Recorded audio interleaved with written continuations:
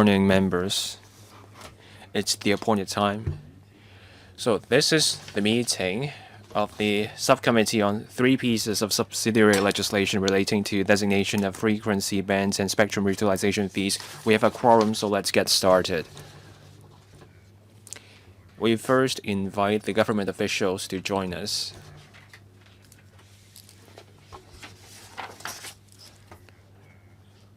Joining us are Ms. Grace Kwok, Deputy Secretary for Commerce and Economic Development. Also from the CEDB, Ms. Natalie Lau, Principal Assistant Secretary. From the Office of the Communications Authority, we have Mr. Sidney Tan, Acting Deputy Director General, Telecommunications. Also from OFCA, Mr. Desmond Young, Head of Regulatory, and his colleague, Mr. Wilson Lee. From the Department of Justice, we have Mr. Albert Xu. Let's first invite the officials to join us. We're dealing with 3 pieces of subsidiary legislation. The government has prepared PowerPoint slides to walk us through the legislation. We need to ensure we have a quorum throughout the meeting. So over to the government whenever you are ready with your PowerPoint presentation. Please walk us through the 3 pieces of subsidiary legislation. Thank you, Chairman. We thank members for joining us at this meeting. All 3 pieces of subsidiary legislation are technical in nature. We're here to give effect to the measures announced in the 2023 policy address. So there will be 2 auctions this year, 510 megahertz in total. We're trying to provide that auction with legal basis. In the 4th quarter this year, OFCA will hold the 2 auctions. For the first auction, that will be for reassigning the 850 and 900 megahertz and 2.3 gigahertz bands. The second auction will be for assigning the new 6 and 7 gigahertz band, 400 megahertz in total.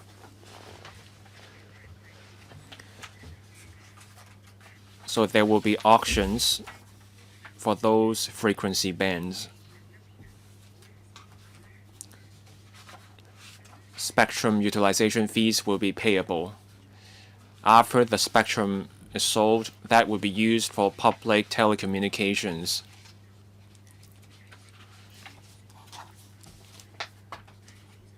That is key to our 5G development. For the 2 auctions, the Secretary for Commerce and Economic Development and the Office of the Communications Authority held 2 rounds of public consultations last year. Respondents, including mobile network operators, generally supported the 2 upcoming auctions. In April and October last year, the government briefed the panel on information technology and broadcasting and secured member support. The future successful bidders will be able to benefit from the tax concessions taking effect this year. This means the SUVF to be paid will benefit from tax deductions. We hope members can support the 3 pieces of subsidiary legislation so that we can go ahead with the auctions later this year. We are aware that members also wish to find out more about the work in promoting 5G networks in Hong Kong, so we want to take this opportunity to tell members more about that. So without further ado, I will invite my colleagues from OFCA to tell us more about the amendments.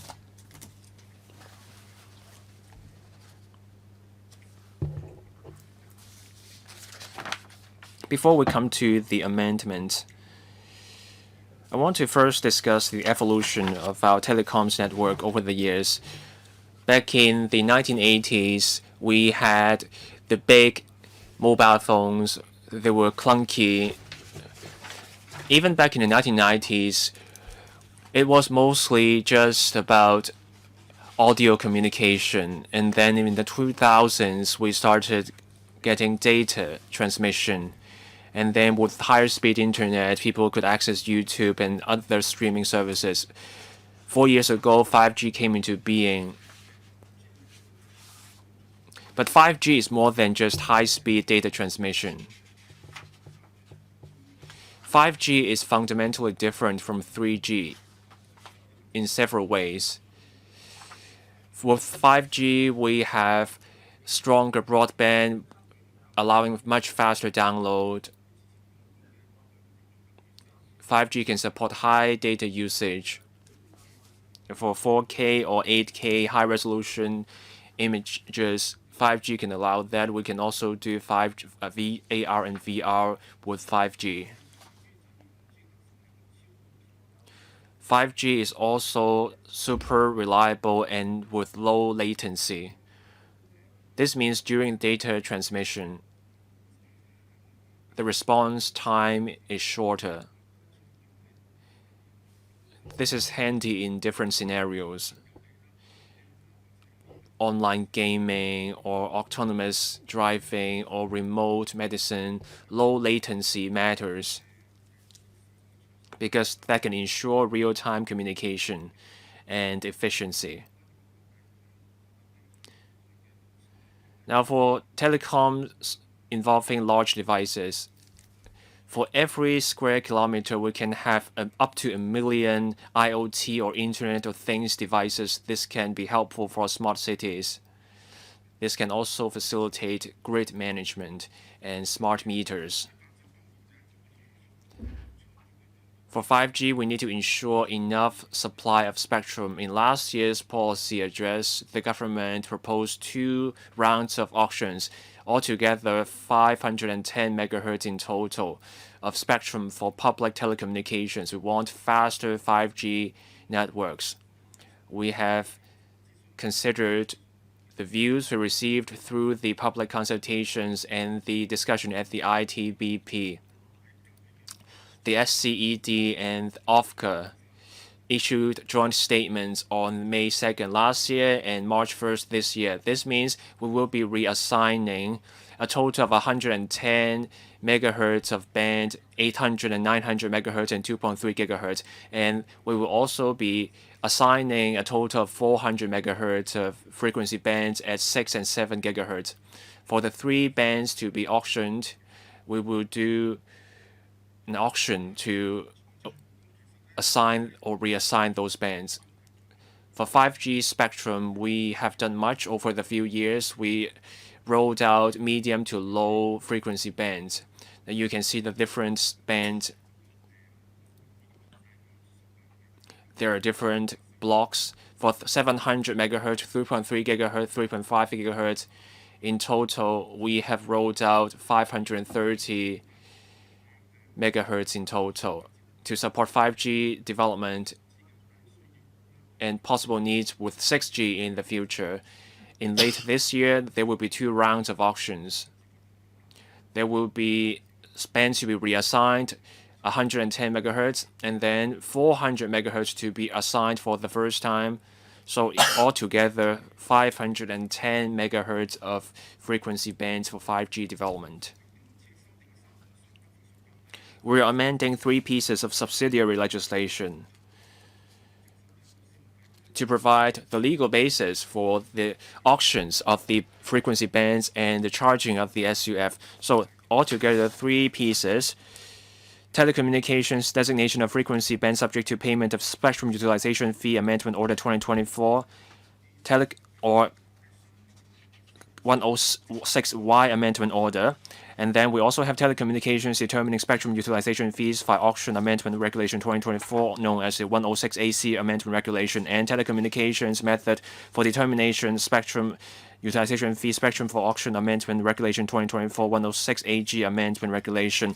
In fact, the 3 pieces were already published in the Gazette on April 26, 2024, and they will commence operation next month on the 28th of June. Now for our 106 amendment order, this one states that use of certain bands will be subject to the payment of the SUF. Now for 106AC, the current band 850 and 900 MHz and 2.3 GHz, once those bands expire, the current SUF will no longer apply. For the 106AG amendment regulation, for 850 and 900 MHz, 2.3 GHz, and 67 GHz, we will put those in a schedule. The SUF for those bands will be set through auctions. Cap 106 also empowers the SCED to specify the minimum fees. This means the reserve auction prices. And the auctions will determine the actual SUF. There were amendments back in 2019 and 2020 about the auctions. So this time, the amendments are also technical in nature. After the auctions, we have to ensure effective usage of the spectrum band. That's why there will be requirements for the successful bidders. In the first 5 years after the bidding, the networks have to cover at least half of Hong Kong's population to 90% of Hong Kong's population. The bidders will be required to lodge a performance bond to ensure compliance with the network and service rollout obligations. Any operator that fails to meet the obligations, we have the right to claw back the performance bond. Now, with the spectrum, the operators will have to build radio base stations. Under the licensing conditions, the operators have to get the approval from OFCA. They have to make a declaration that they meet the other departmental requirements for their base stations. The base stations have to meet international standards, meaning 3GPP. The stations have also have to meet the radio radiation safety limit. We have already built a number of 5G base stations. There are roughly 15,000 right now across all districts. A recent report came out from GSMA Intelligence. The report came out in February this year. In terms of 5G connectivity, Hong Kong comes first in Asia Pacific. Now, I want to first discuss this connectivity index. An international group looks at the 5G infrastructure and services. They look at the number of frequency bands, upload-download speed, and also affordability of handsets, etc. A basket of factors are looked at. For that index, Hong Kong comes first in Asia Pacific. Now, on the quality of telecom service, many factors are at play. First, the number of frequency bands and also radio base stations. Other extraneous factors are also at play: the quality of handsets, the location of the user, and also the number of users for a particular station at a given time. OFCA will continue to take measures, as always, to increase the supply of 5G spectrum bands and 5G network infrastructure. And we will also do that for the operators to expand their 5G coverage. OFCA will measure the performance of 5G networks in different locations. The public can refer to OFCA's mobile app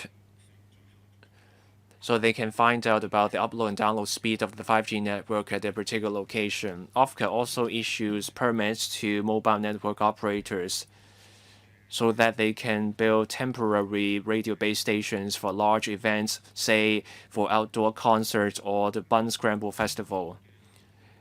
When we receive comments about 5G network coverage, we look at each case in detail. Where warranted, we refer those cases to the particular mobile network operators for follow-up.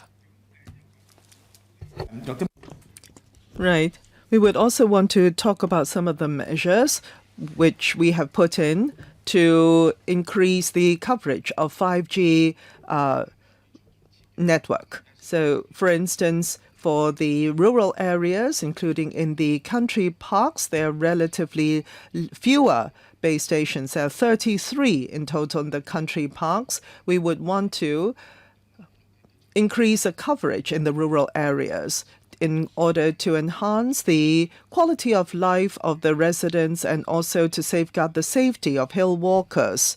And through a subsidy program, we will be able to add a few dozens base stations in these rural or far-flung areas. But there are installation problems with some of the areas, and therefore we would want there to be co-use of the from the mobile network operators for these base stations.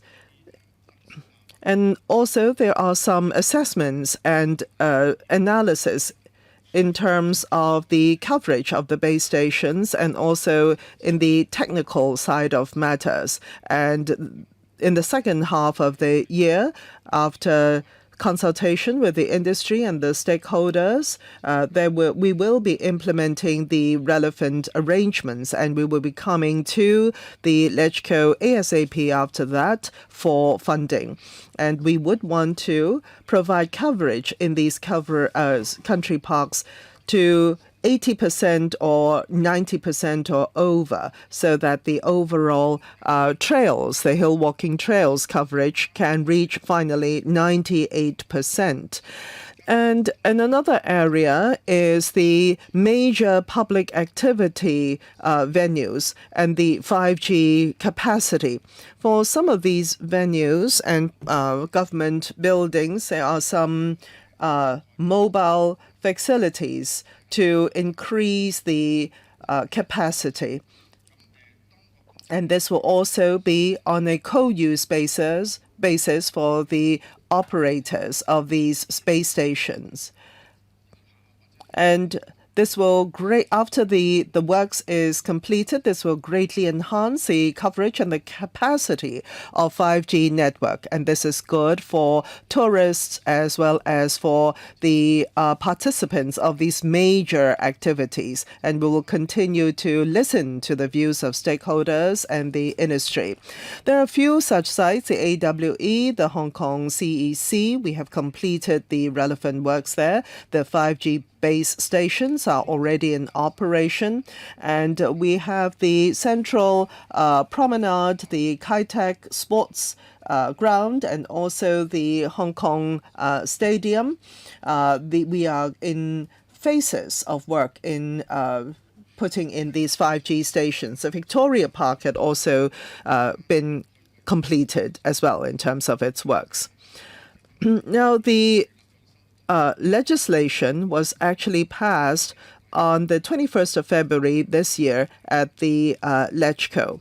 So basically, the mobile operators would be able to have OFCA authorization to provide or install mobile telephone or mobile telecom facilities in certain buildings. And these buildings include some new or redeveloped commercial, industrial, residential, or hotel buildings. But at the same time, there is an OFCA promulgated guideline. This practice guideline is for there to be, where possible, for the operators to co-use the relevant facilities and to allow space for further installation of such facilities. And at the same time, OFCA will proactively coordinate the telecoms operators so as to provide coverage for some of the areas such as the newly built or redeveloped areas, so that there will be a insurance of such 5G service. For the operators, there is a requirement for them to increase the coverage for some government venues. This had started in March of 2019 in a pilot scheme, and there are 1,500 such government venues. And these are demand-led model, and there is a symbolic $1 rental that was chargeable. And the government venues had gone through this application process, which is a simplified process, and there is already 120 such venues which have been approved for the operators to install their base stations. That is as of the end of April of this year. And these are wet markets and public toilets and museums, etc. For the installation of base stations on top of bus stops, we have 12 such bus stops equipped with the mobile or base stations, and of which 9 of them are installed with 5G base stations, and the installation works continues. We also have allowed for 24 smart lampposts to be affixed with these 5G base stations as well. So we were talking about what kind of measures we have in assisting the operators. We have to talk about the affordability of ICT services in this regard. Now, last year, there was a report concerning the affordability from the International Telecoms Alliance.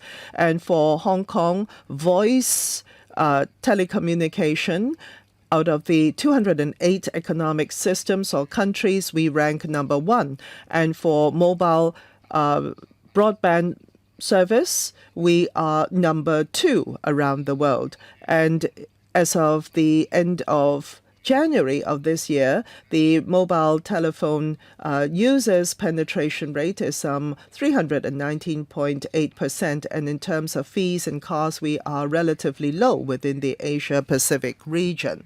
And OFCA continues to collect information. As of April, we find that there is a lot of fees, scales chargeable by the operators on their 5G service, and this is open for the consumers to choose from.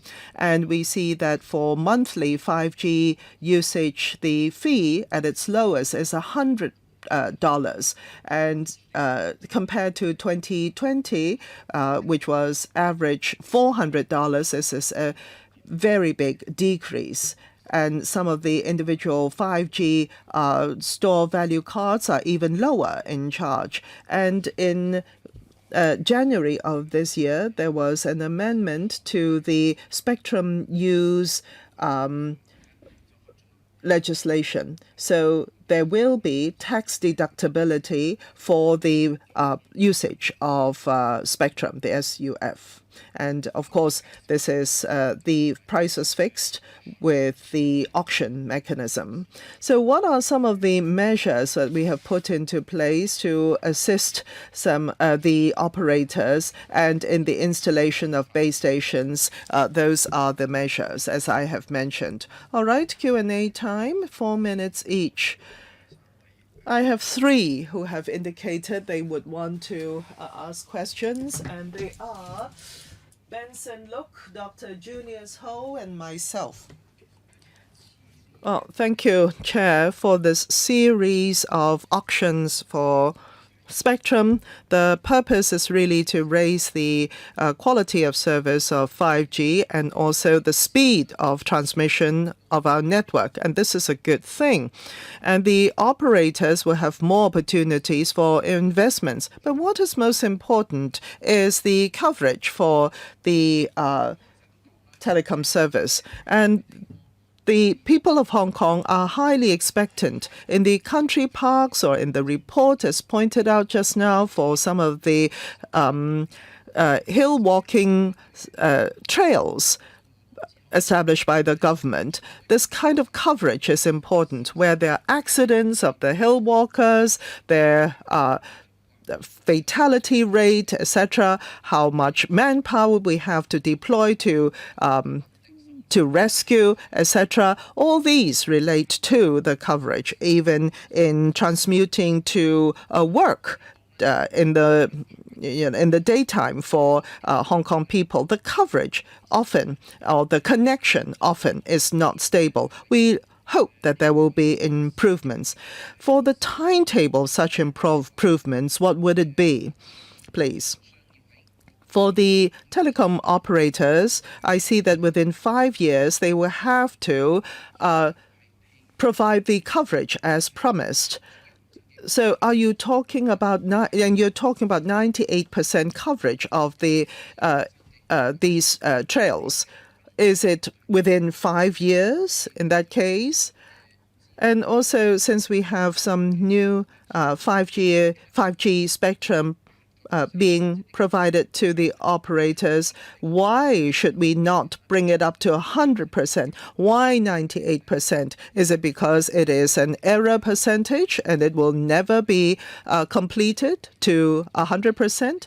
And another question, Chairman, we have some mega events. We're talking about mega event economy now, and the OFCA will be providing some approvals to the operators for some major event venues such as carnivals, etc., to have temporary base stations so as to satisfy the demand of the users. The Stanchart Marathon, for instance, with thousands of people congregating in the Victoria Park, it's actually difficult to make even a mobile call. So with mega events being organized in Hong Kong, we would want that to be good experience for the participants. So for this kind of authorization or approvals provided by OFCA, are you inviting proactively the operators to serve at these mega events, or are you waiting for them to approach you? And this is important too. Thank you, Chair. Thank you very much for your comments, opinions, and questions. And these are very good suggestions. We will be looking into them. Just now, you asked about the timetable for 5G coverage. Well, we have a few things that are going on in parallel. First of all, the auctioning off of the spectrum. This is to increase the quantity of spectrum so that the mobile operators will have the spectrum to provide their service. At the end of this year, there will be 2 rounds of auctions, and after that, for the next step, the operators will have to build their network and their hardware, and so perhaps the OFCA colleagues can supplement on this. What is exactly the lag time from building of the network to actual utilization? What is the understanding of this 5-year timetable? And another point in the report just now, in the PPT, there are other things that are going on in parallel. So we are really looking into the countryside, the rural areas. There's been criticisms when we are in the countryside, when we are hill walking. Indeed, the connection is weak, and therefore we have come up with this project so that we can provide a lot more coverage in the countryside. In the past, it was more on a commercial operation principle. The operators will be looking at their business, and but they will be on that principle putting in their base stations. But I don't think we can be so passive. We cannot just allow the operators to look at their own economics. And as a colleague had pointed out just now, installing base stations in the countryside is actually challenging because of the topography, hillsides, and uninhabited areas, etc., for the operators to conduct installation works. It would actually require a lot of government departments' approval, and there are a lot of restrictions and limitations, and they may not be so willing to do that in these rural areas. So in the countryside and different areas, in the rural areas, we will look at what departments are involved, and we will proactively link up these departments so that there can be some coordination, and we will proactively invite invite the operators to install the base stations there.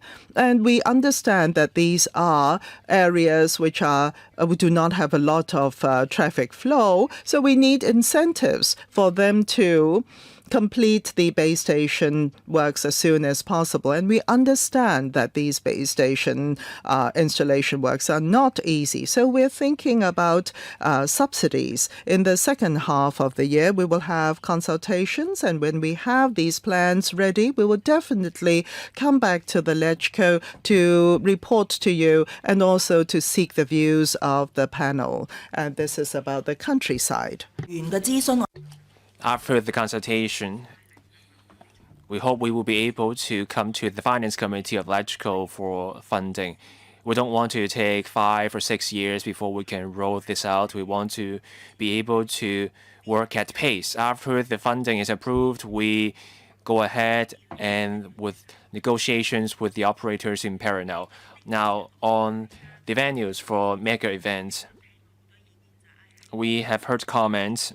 People go to an outdoor concert. Some people want to take a picture or they want to get in touch with their other friends, but they cannot get through because of the signal. Now, when few people are around, there are no signal issues. But then when you hold a mega event, people get cell strength issues, signal strength issues. So we proactively talk to the operators. We look at those 6 places. They belong to just a batch 1. So that's not the end of our work. We will progressively cover more areas. We will keep working on this. The 6 places I mentioned are just our priority areas.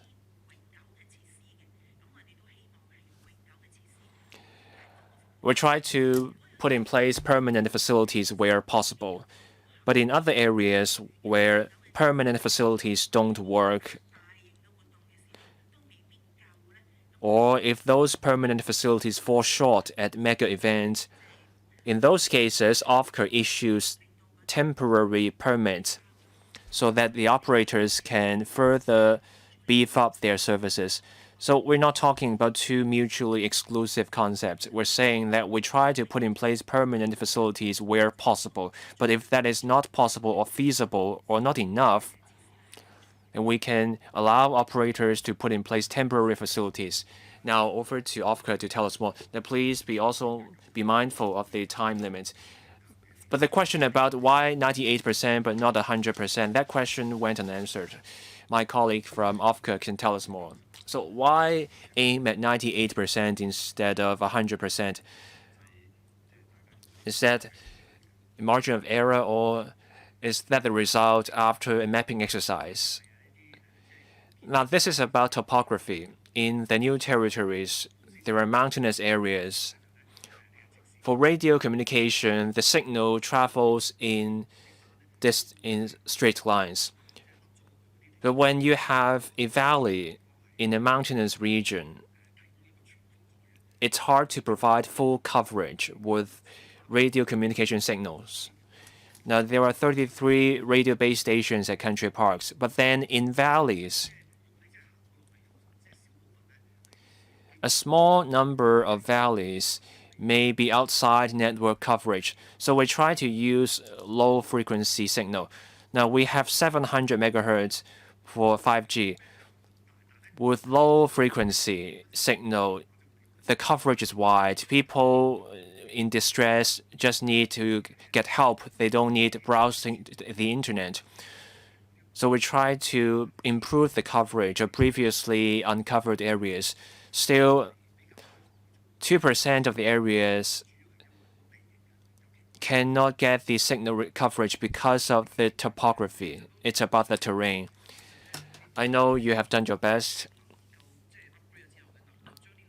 I hope that OFCA can also tell people about the 2% of areas without signal coverage.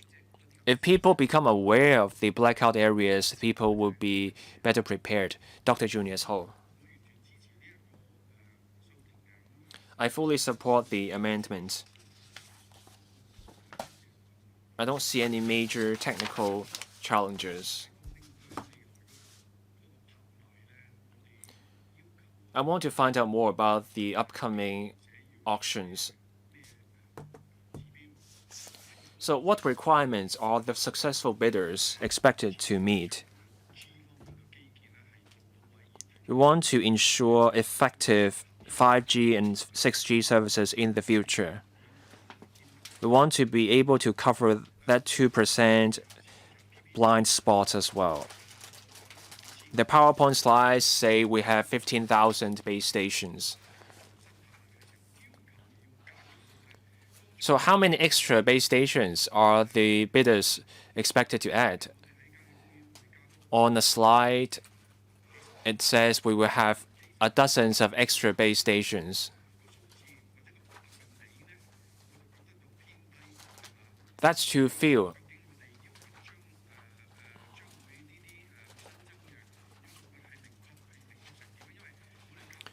So what kind of extra base stations are we looking at? OFCA is a professional department. What kind of standards are the future operators expected to meet? We rely on OFCA's input. So we need greater clarity on the numbers and requirements from OFCA.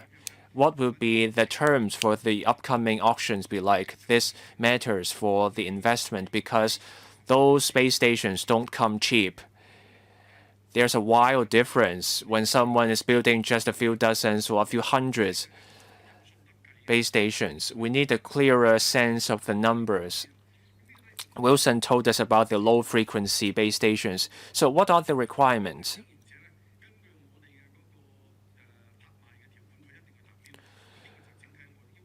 The bidders have to meet the terms of the auctions. I want to find out more about these terms. In 2023, we took back some bands and then we want to reassign the bands. How much money did we take in the past? We need that data to give us more context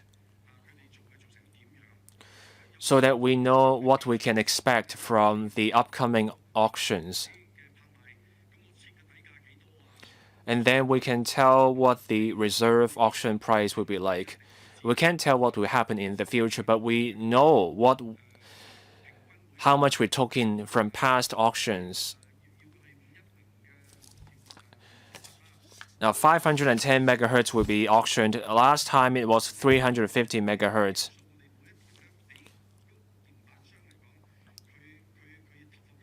So how much does each frequency band cost for operators? And then we look at how much money operators put into their infrastructure. We can take that as a basis for our auction band, for our auction terms. But I don't have that data, so we don't have the context for us to tell.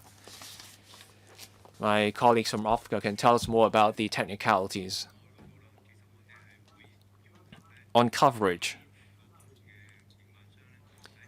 we will require the successful bidders to cover a certain portion of our population in the first 5 years after they get the bands, ranging from 50% to 90% of the population.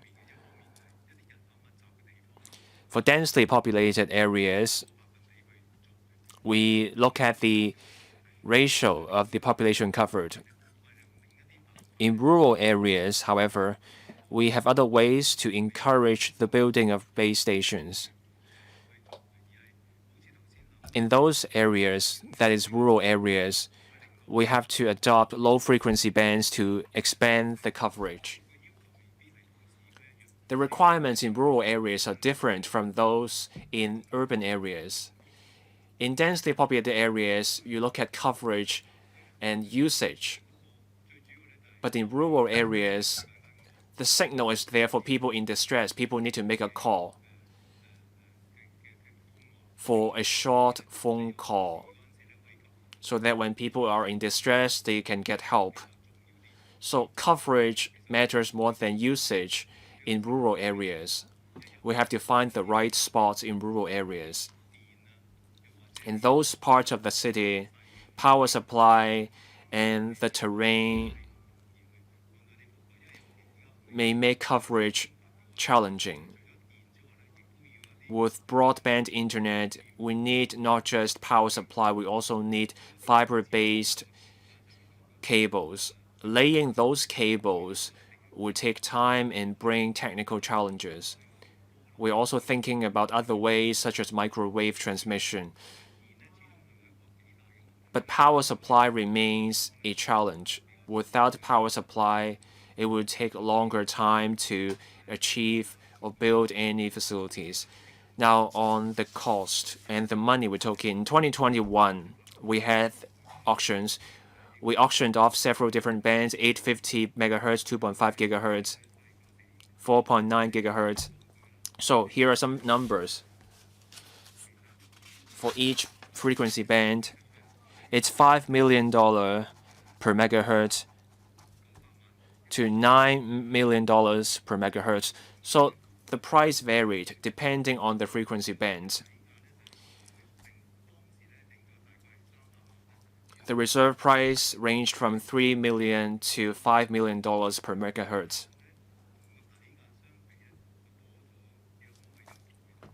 So the actual price was roughly double the reserve price. Reserve price at $3 million, sold for $5 million.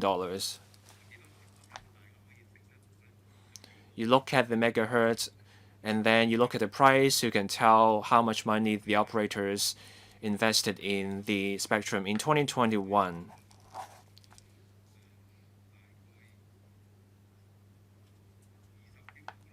$2 billion from 4 mobile network operators in total. This time we roll out 510 megahertz for auction. So we expect to fetch more than $1 billion in the upcoming auctions. Any follow-up questions from Dr. Junius Ho? Now, I asked some other questions. I look forward to a written reply from the Bureau. Ms. Doreen Kong. Chairman, I don't have a tech background, so it took me a while to go through the paper. I'm trying to approach this as a layperson. I support the amendment.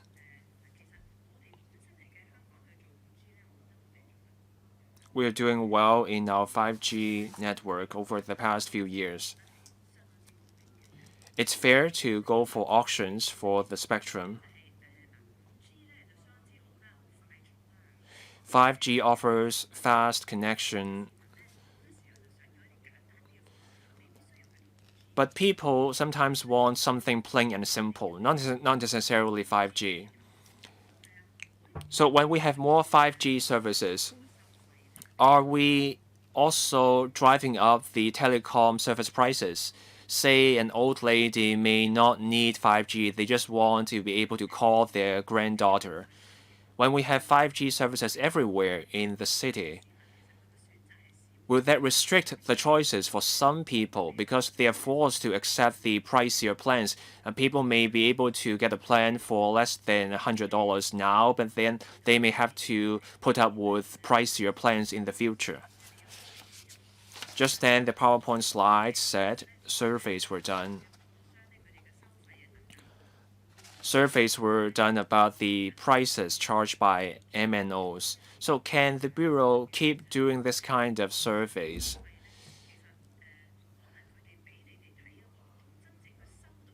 The operators may show you one set of data, but they charge people another set of prices. There may be a difference between those two sets of figures. Some people also told me about concerns about the speed. Now for 5G, to the average person like me, I cannot tell the difference between 4G and 5G when speed is concerned. So can the government help us? How we can do a speed test for 5G versus 4G? Ms. Grace Kwok. I will briefly comment on this before I invite Ofka to tell us more about that. Now, on the prices. On different occasions, we have explained that 5G plans came out as pricey plans, but then 5G caught on. the government rolled out different measures to help mobile network operators to lower their operating costs and investment costs indirectly. So telecom fees gradually went down from several $100s to just around $100 now. Some prepaid SIM cards, that is not monthly plans. Some people go for 5G prepaid cards. Those cards are cheaper, less than $100. We're hoping that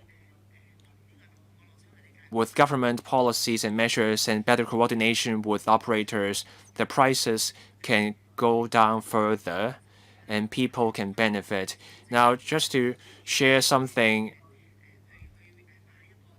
from my experience, I asked my operator, say I have elderly family members, they don't need 5G, they just want to be able to make calls. Still, there are 3G, 4G services on the market. I asked operators whether I can go for those plans instead. The operators told us that is not a good idea because those plans cost even more. Because when you look at the per unit cost, those plans may not necessarily be cheaper than 5G plans. Of course, that may be commercial tactics to encourage faster switching to 5G services. But then since 5G is so widespread, prices may go down further. We do agree that we should keep watching how the market develops. And as the member suggested, we will keep an eye on price movement. If such information can be announced, we will keep announcing that. As for speed, the member just now said that you cannot feel the difference between 4G and 5G. Well, in the PPT, we have mentioned for 5G usage, often it is in 4K performances, outdoor performances, or in some major or mega events, IoT scenarios, auto driving technology, innovative technology, where they absolutely require 5G. Perhaps OFCA colleagues can supplement on that? Yes. Concerning speed, at OFCA, there is a speed test. It's an app. And for the two mainstream handsets, this app can be used, and the download is over 1 million for this app. And every year, we do see that there is testing among the people. And we can all use this app to test our handset at whatever spot where you are at the time, whether you are out or in your house. You'll be able to test the speed of upload, download, latency. And also you can see whether there's any lost packages as well. So it's been used, this app, quite popularly, and there are third-party apps which are also available for testing. And I can say this is popularly available and people do use it. And I do invite you to use this app to test the service provided by your operator. For certain operators, because of cost, perhaps, for some of the plans that they provide would limit the speed of your service. So they will not make available the 5G, the highest speed service. It will be lower. And when you test the speed, even at 5G, it doesn't really reach 5G speed, and that is because of your choice of plans. But if you haven't chosen the most expensive or relatively expensive plans, then the speed will be lower and it can be as low as 60 meg. Well, I think you really have to promote this app. This app is very useful. I didn't know about it before you told us. Now, I have a few questions to ask. In the paper, it is mentioned that we have IoT, we have a number of utilizations where 5G would be necessary, and also we will be able to collect a lot of data from bus stop as well, etc. So for the upcoming auction, for the new and rollover spectrum, have you made an estimate as to the quantity? Just now, we talked about coverage for rural areas, that being important. So how long do you think this will be good for, the spectrum? When do you have to increase the spectrum again?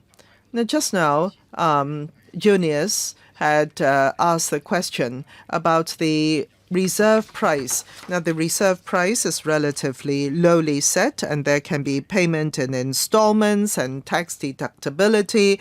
Now, if you have to withdraw the auction because it doesn't reach the reserve price, when will you bring it back to the market again? Is there a mechanism for deciding that? And another question in the paper, it says that there will be 12 bus stop covers where there will be base stations installed, and there will be 24 smart lampposts. Now, this is a very small proportion of the total. Can we pick up the speed on the installation of base stations on these bus shelters, for instance? Well, for spectrum, there is the International Telecom Alliance, and according to their information, we provide the spectrum supply according to their standards. And every time we have new spectrum available, we would conduct an auction right away. There are two types of spectrum for this upcoming auction. And there is a reassignment of 800, 900, and 2.3 hertz part. And the 6 giga and 7 gigahertz, it was at the end of last year that the International Alliance had said that they would or the International Telecoms Union had mentioned that we can provide that. And because all along the supply of spectrum from low bandwidth, which the union had come out with, from a few hundred megs to 2.5 gigahertz, and then there was 3.5 and 4.9 gigahertz. The spectrum is being enhanced, increased incessantly. But that also means that we will need to have more densely positioned base stations in order to make it work. So conversely, the capacity would be larger. So right now, we are at 6 gigahertz or 7 gigahertz level. So looking into the future, will there be more spectrum coming to the market? We will look at that. For the medium to low bandwidth spectrum, that had already been provided. What is available is already provided in the market. So basically, we follow the directions of the International Telecommunications Union. As for the other question as to whether we will retract the auction because it doesn't reach the reserve price, well, actually, we would sound out the operators to see whether they are they have indeed the interest.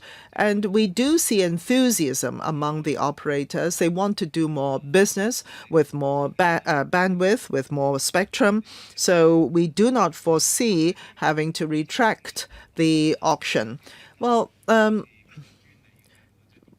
we don't want to see certain operators becoming monopolies. We do want more operators being able to participate and be able to get the spectrum in order to increase competition. Now, as for facilities on the streets, the bus stations, the telephone booths, the smart lampposts, etc., because there are already some base stations already built.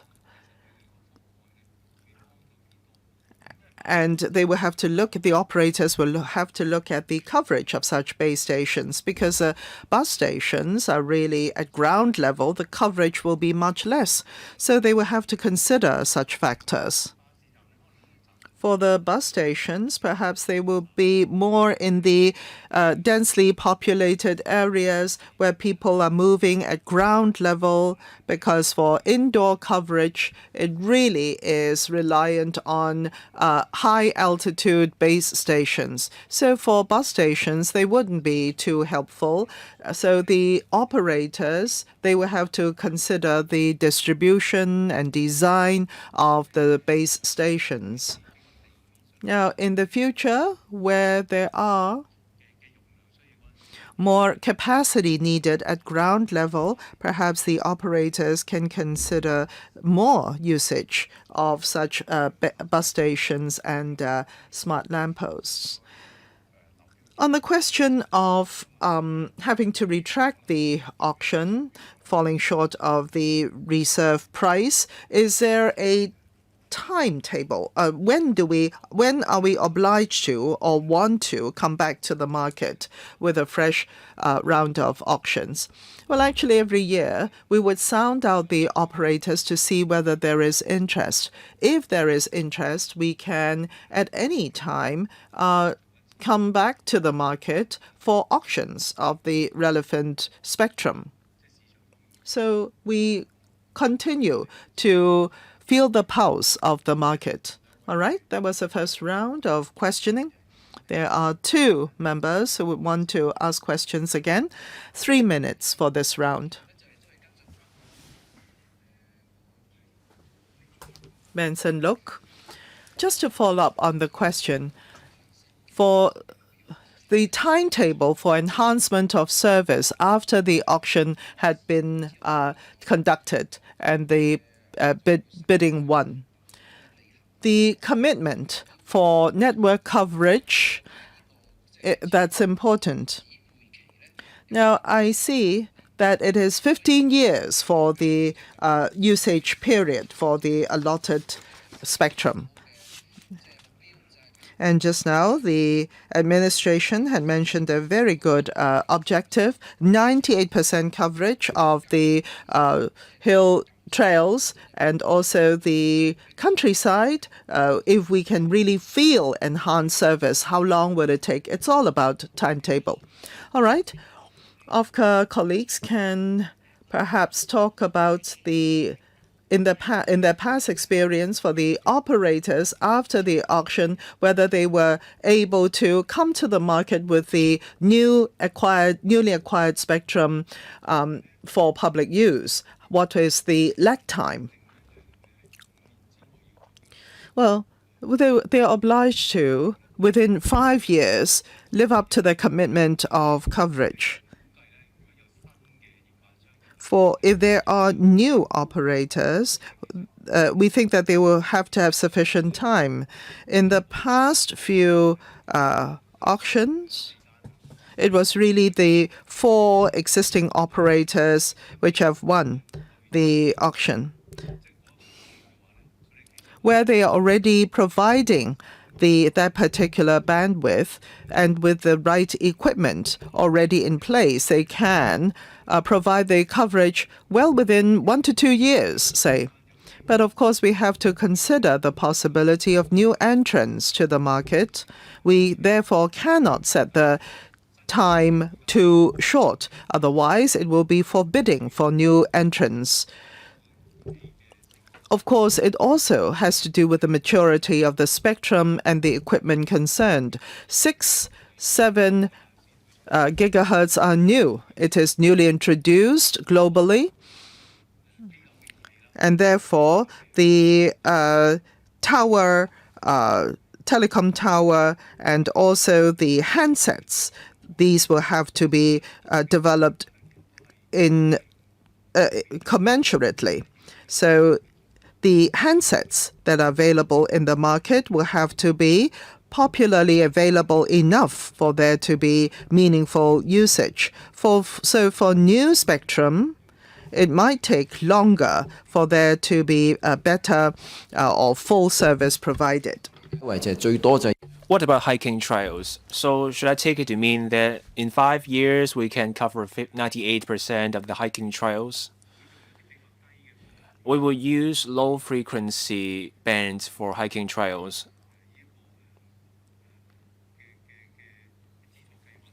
With our other subsidy initiatives, we hope we can reach the goal in 2 to 3 years. We start with the low-hanging fruit.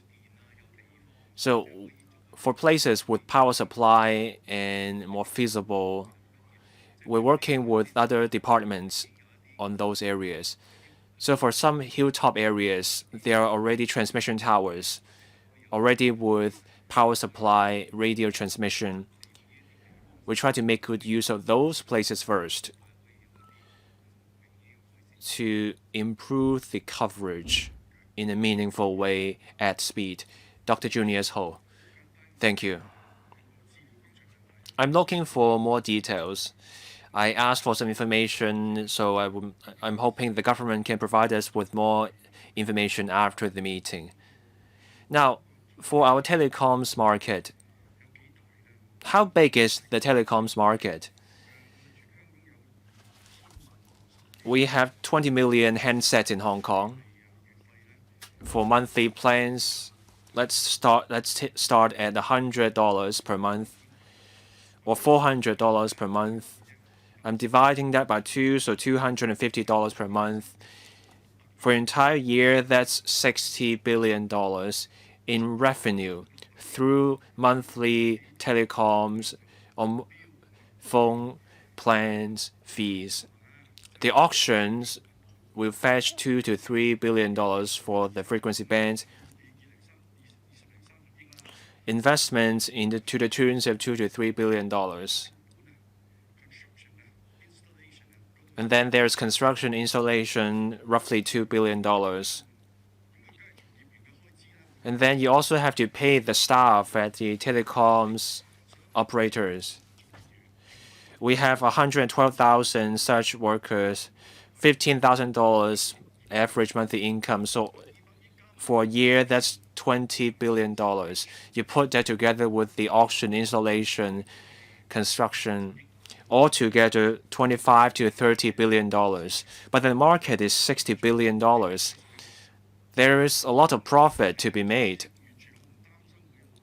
So I'm not worried about aborted or failed auctions.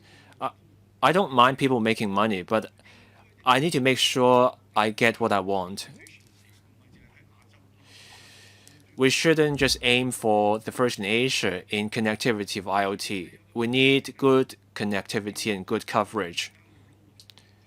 For the next 5 years, we need to have a plan. We need to have a sense of where we want to be. Now, there are overheads, there are upfront payment, and then there will be ongoing maintenance. The ongoing maintenance will be cheaper. The wages will keep costing you more. So how long will the bands be? So each assignment will be for 15 years.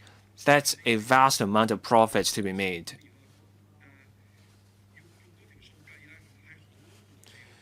You think about the 15-year assignment. That's a huge pool of profit. We shouldn't set the reserve price too high, but neither should we set the price too low. Otherwise, we end up subsidizing operators while they make a huge profit. We need to hit our target as the 8 centers. We also need to support the initiative to go digital in the Greater Bay Area. Those things are top of mind for me, and I'm looking for other additional information. I was just making some comments based on the figures I got as a layperson. I think the government has those figures. Deputy Secretary, can you perhaps tell us more about the reserve price?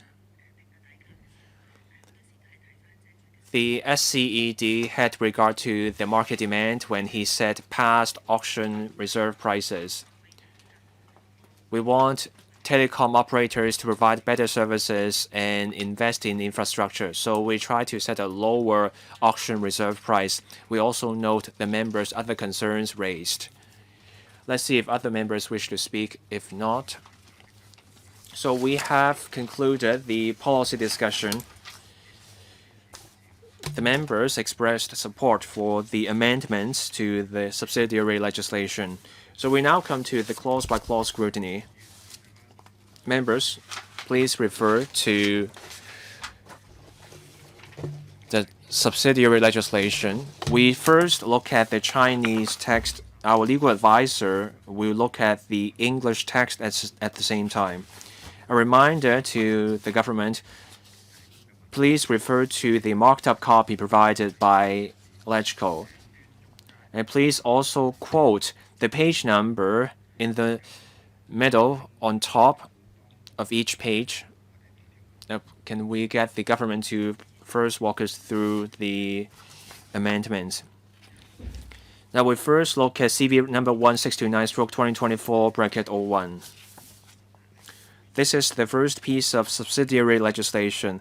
This is the Telecommunications Designation of Frequency Band subject to payment of spectrum utilization fee order. So that's the 106Y amendment order. So here you have the band subject to the payment of the SUF. We propose adding Part 11 to the schedule. So that's 7100 to 7125 megahertz. The bidder or the operator has to pay the spectrum utilization fee before they can use this band. The other bands are already in the schedule, so we don't have to change the other parts. This order will commence on June 28th this year, so that's the first piece we are talking about. If members have no other questions, we now come to LC paper number CB number 1629/2024-02. This is the telecommunications determining spectrum utilization fees by auction regulation. So this is the 106AC amendment regulation. This is a technical amendment. Now we're setting the expiry dates for certain bands. Given the upcoming auctions, the auctions will be covered by the third piece of amendment regulation. So we're now on page 1 of the marked up copy. We're amending section 3, or rather regulation 3, method for determining spectrum utilization fee, inserting 1AAI and subsection 1AAJ. Now for 1AAI and subsection 1AAJ, you can find them on page 3. Now for the 2.3 gigahertz band, that band will expire on the 29th of March 2027. And for 850 to 890 megahertz, that band will expire on the 31st of May 2026. Let's move on. On page 5, you will see a change, amending Regulation 3A when spectrum utilization fee referred to in Section 311AA is not payable. We propose inserting something to set 31st of May 2026 as the date of expiry. Without other questions, let's move on to the last piece of subsidiary legislation, LC paper number CB bracket 1629/2024-03. Telecommunications method for determining spectrum utilization fee, spectrum for auction regulation. So this is the 106AG amendment regulation. Page 1. Amending Regulation 3 bracket 2. We propose inserting 8A. You can find that on page 2. Now, in the 106AC amendment regulation, we mentioned expired in SU bands. In some cases, the SUF is not payable. This is, again, a technical amendment. Ms. Doreen Kong has a question. Chairman, I struggle to make sense of Regulation 8A. For 106AC, when we looked at 3A, we already saw that provision. We inserted 1A. This only applies to the usage of the band before 2026. And then we have 106AG, we insert the same thing under 8A. Can the government clearly explain why this approach? I struggle to make sense of this. Now, for 106AC amendment regulation, that covers a previous legislation.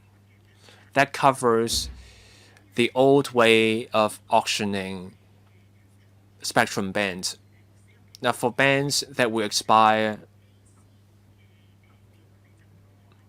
the provisions from 106AC will be moved to 106AG because 106AG applies to the bands under the new auction approach. That's why you see the expiry date set out under 106AC, and then we'll remove those provisions to 106AG. This means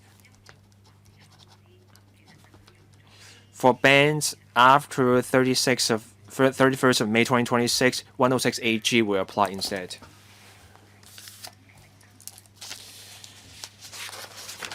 Now, the 106AG amendment regulation. We now come to page 5. Sorry, I skipped page 3. And on page 3, Regulation 9, payment of spectrum utilization fee, we propose inserting bracket 3 and bracket 4. So for part 3 and 4, you will see the spectrum utilization 3 at 2.5%. For part 3 and 4, you will find those on page 5. You will see the bands to be featured in the upcoming auctions. Part 3 MHz, 850 to 890, and also 2.3 GHz. Part 4, 6 and 7 GHz. Chairman, that's all from me. Ms. Doreen Kong. A question of law. Part 4, you insert 6570 to 7125 MHz.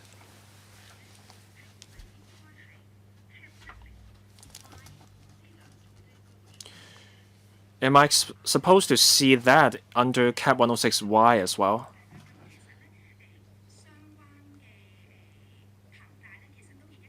Those bands are already under 106Y, but where under 106Y?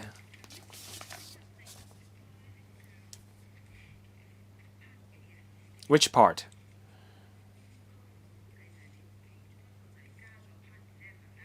You're inserting part 11, so that's under part 4.